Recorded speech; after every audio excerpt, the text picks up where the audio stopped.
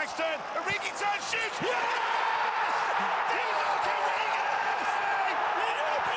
Build the dream in FIFA 20, pay less and get more, and use the code TVM at checkout for a bigger discount. What is going on, guys? TVM here. Welcome back to another video. Today we're going to review my first owner, Marcus Rashford.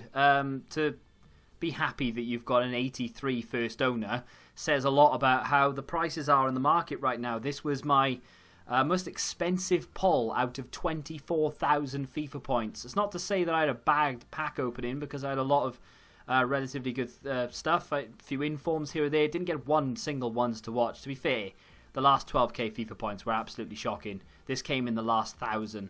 5-star skills, 3-star weak foot. Shame I can't trade one of those skills for a better weak foot, just to make him 4-star, 4-star. High work rates. Again, we'll see how the high defensive work rate gets on, but then we start to get into some really juicy stats. 6-1, which is good. I don't think you need it this year so much, but it's always nice to have. We go over to attribute details. We can see that he's very pacey, as you would imagine. 89 acceleration, 94 sprint speed. We've got 88 shot power in there as well. The finishing is going to need a boost, and I will boost that substantially with the chem style that I've chosen. The passing is not great across the board. 75 short passing, 75 vision. Could definitely do with improving that, but I'm not going to with the chem style that I've chosen. But that's only because I feel like dribbling is far too important to neglect this year.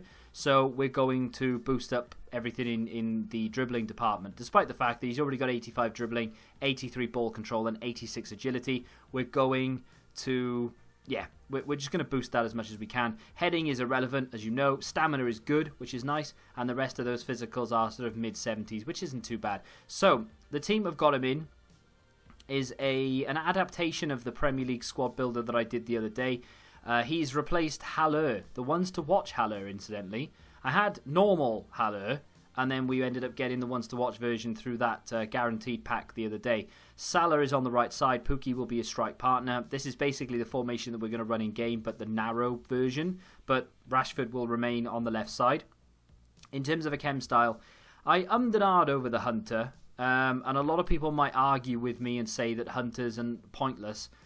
They were last year, but this year pace is a big thing. And I'm slowly becoming the shadow man on the road to glory, because I just want to throw shadows on everybody. But I feel like, honestly, the Hunters and the shadows will be a high commodity again this year, and they'll insta-sell for 5k and be extinct. We're going to throw a sniper on Rashford. I'm going to resist the urge to put Hunter chem style on him. And the reason being is because the finishing needs a little bit more of a boost than just a 5, which is all you get with a Hunter. I think it should be, I think you get a shot power boost of 10 with a Hunter, but you get 5 of finishing. If that was the other way around, I probably would have been convinced to boost the, just do the Hunter, boost the pace up to 99s for everything, and then get that finishing up by 10. But unfortunately, it's only a 5. So we're giving him a plus 15, which takes him to 96. His attack position is up to 89. Volleys and penalties go up. I don't really care. The dribbling, though, everything there is boosted. 96 agility, 80 balance, 86 reactions, 88 ball control, 95 dribbling, which is sensational. And now we have 83 composure. The composure for me is the only stat that I'm worried about on the whole card, even when it's 83. Composure can be a big thing in FIFA 20 this year. I've noticed that you've got... I did a draft earlier, and I had Pele, which is like the top end of the spectrum, against Rodrigo, the Spaniard from Valencia. Now, he's obviously not the top end of the spectrum. He's nowhere near the bottom, but he's sort of a player at this stage of the game that you probably want to go, do you know what, I'm going to have him as my striker for a few weeks and see how we get on. The difference between the two is night and day, and I honestly think it came down to shot power and composure. Pele was so composed in front of goal, and his shots were like bullets. Rodrigo, less so with his shot power and indeed his composure. Everything else about the two, not comparable. Sure, Pele's better, miles better, but those two stats were the ones that stood out. Rashford has the shot power, I'm not worried about that, but his composure may let him down, but we'll have to wait and see. I've not played with him yet. I'm straight out of a stream into a review. The rest of the team is looking okay. I don't have any problems with it. Custom tactics are essentially Rashford getting him behind and 4-1-2-1-2 narrow, and that's it. Without any further ado, let's get into the gameplay. My opponent for the upcoming game has Rodrigo, ironically, and a full Spanish team with an inform in there as well. Why not indeed? Here is Rashford's first touch of the ball. Lays it off to Fraser. Fraser wants it up the line here from Aaron Cresswell. Good ball to Fraser. Ball into the middle. Pookie is there. It's blocked. He's not going to get a second chance at that either. Thanks. Here's Salah. Maddison. Ball into Rashford on the edge of the area. Lets one fly. Oh, what a goal from Marcus Rashford. Wow. Wow. I just pressed B. It just went in. I did not expect that to go in. I thought, I'll take a shot. I'll bank a clip, essentially, and I'll make the keeper work for it, and I'll just test it. And that's a good goalkeeper, you know, that's an 82. So that's not a bad goal at all, Marcus Rashford. Pookie back into Ndidi. Here is Fraser. This is Cresswell back into Ndidi. Fraser. Salah.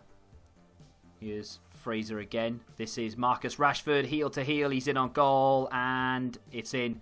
He's dangerous, man. He really is. He lays dormant for quite a lot of it, actually. He doesn't really do an awful lot until you activate him, essentially, and then he's just like heel to heel. He's tall, he's strong, he's got pace, and he's pretty damn good in front of goal as well.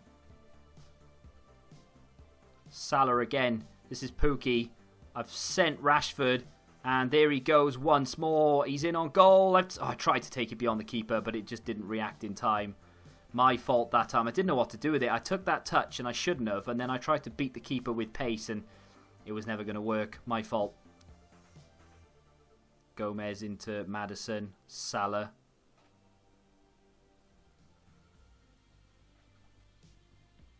Is Maddison offside? No. Save from the keeper. Well, it confused me. Here's Rashford. Rashford. Hat-trick. Well, I mean, in the box. Well, I don't blame him. In the box, Rashford is a menace.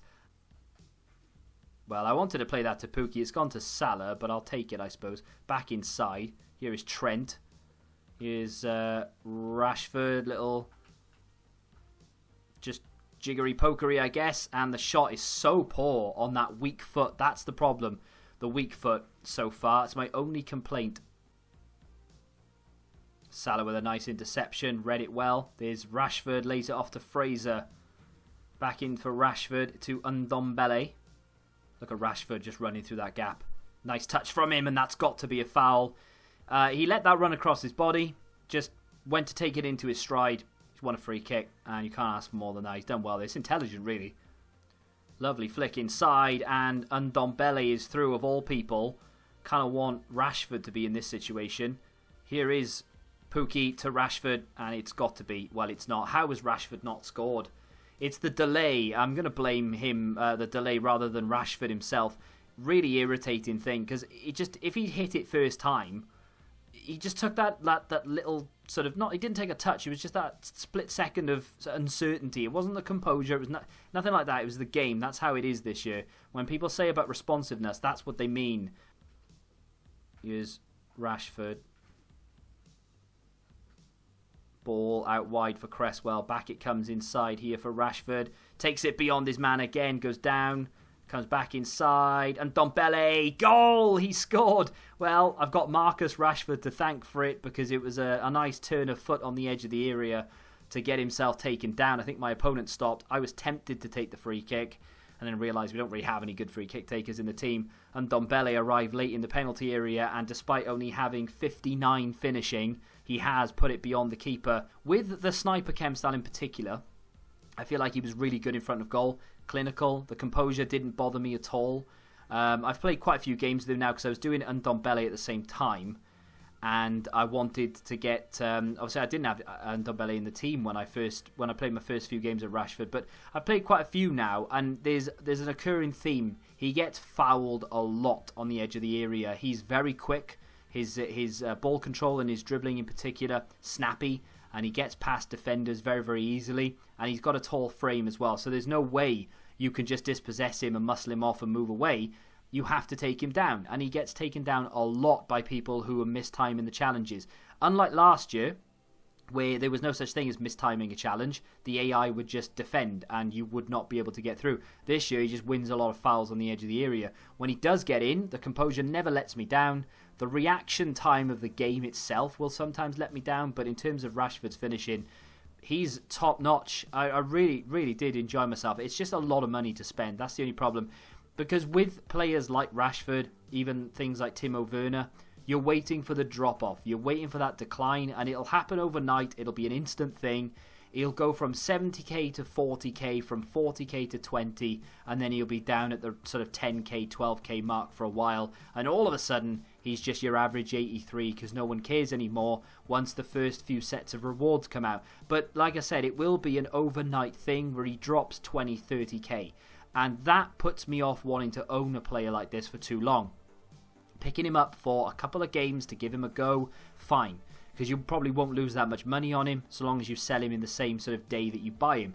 But I wouldn't want to risk it, you know. I mean, if you can go and find out from the traders whether they think or when they think his price will go up or down, that's fine. But, you know, no one has a crystal ball. That's my only concern. Genuinely, it's my only problem. I loved him. I thought he was really good. His stamina is fantastic. He's pacey. Shot power is phenomenal from outside the area, despite only having 79 long shots. The guy causes problems. Ball control is top-notch as well. And with the sniper, the composure is not an issue. That's been the Marcus Rashford review. My advice to you would be, yeah, get him, but just keep an eye on that price. Just be wary. Just don't sleep, ever. If you have enjoyed the review, hit that like button, subscribe to the channel for new, and until the next time, goodbye. Football Index. The game changed. Download the app now.